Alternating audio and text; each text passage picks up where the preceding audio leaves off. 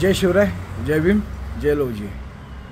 गेले बरेच दिवस महायुतीच्या सरकारकडनं कुठल्या योजना आणल्यात, कशा आणल्यात, हे सारख्या जाहिराती दिसतात। पण दोन जाहिराती अशा आहेत म्हणजे बेरोजगारांना, युवकांना विचार करण्यासारखं आहेत की आपण महायुतीच्या बरोबर का राहावं आणि महाविकास आघाडीच्या बरोबर का राहू नये, हे विचार करण्यासारखे हे दोन जाहिराती आहेत। एका जाहिरातीमध्ये त्यांनी असं सांगतात, एक जण इंटरव्ह्यूला येतो, त्यांचा तो तिथला CEO असेल का मालक दाखवला आहे की तो म्हणतो, बाबा तुझा CV चांगला आहे पण आम्ही फ्रेशरला काय कामाला ठेवू शकत नाही। मग तो प्रश्नात पडतो आणि तो डिस्टर्ब होतो की आता मी माझ्या वडिलांना कसं सांभाळायचं, आई वडिलांना कसं सांभाळायचं, काय हा त्याला फार मोठा प्रश्न पडतो। मग त्याच्यानंतर त्याला मुख्यमंत्री युवा प्रशिक्षणाचं त्याला एक जण येतो, त्याला हात त्या खांद्यावर ठेवतो आणि त्याच्यानंतर त्याचा चांगला असा व्यवसाय चालू होतो की काय। आणि त्याच्यामध्ये त्यांनी काय केलं आहे, त्याच्यामध्ये त्यांनी उल्लेख केलेला की 12वी उत्तीर्ण असेल तर त्याला 6,000 रुपये,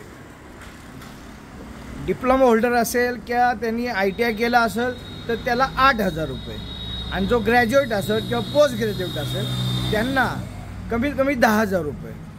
हे अशी ही योजना युवकांसाठी 5,500 काहीतरी कोटीची ती केली, असं काहीतरी आहे ते। आणि दुसरीकडे एक जाहिरात अशीच आहे, ती युवकांसाठीच केलेली आहे। ते एक जण येतो आणि विचारतो की तुम्ही काय इथं टाइमपास करताय, तुम्ही कामधंदा काय करत नाही ना। मी स्टार्टअप इंडियाचं काम करतोय।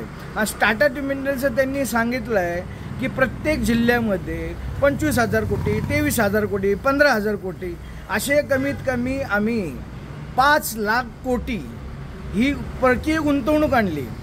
म्हणजे तुम्ही एकीकडे सांगताय की आम्ही कामाला ठेवू शकत नाही पण आम्ही तुम्हाला 12वी असं 6,000, 8,000, 10,000 देणार, आणि एकीकडे तुम्ही सांगता की आम्ही एवढ्या मोठ्या योजना आणतोय त्याच्यात लाखो बेरोजगारांना काम देणार। म्हणजे किती विसंगती आहे बघा की महायुती ही जाहिराती करते पण ह्या जाहिरातींचा बेरोजगार तरुणांवर त्याला काय परिणाम होत असेल हा तुम्ही आता प्रामुख्याने विचार करायचा आहे। ह्याच्यासाठी आपल्याला हे महाराष्ट्राला चांगलं सरकार द्यायचं असेल तर ते आता यावेळेस महाविकास आघाडीचं सरकार आहे आणि महाविकास आघाडी सरकार हे आपल्याला आणायचं आहे। ही तुमच्या माझ्या सर्व मतदार राजांची ती आता कामगिरी, आणि आपल्याला एक चांगला महाराष्ट्राचा मुख्यमंत्री महाविकास आघाडीचा बसवायचा आहे हे लक्षात ठेवा, कारण ही आता ही काळाची गरज आहे। ह्या लोकांना आपल्याला उघडं केल्याशिवाय आता गत्यंतर नाही आहे। जय भीम, जय लवजी, जय महाराष्ट्र।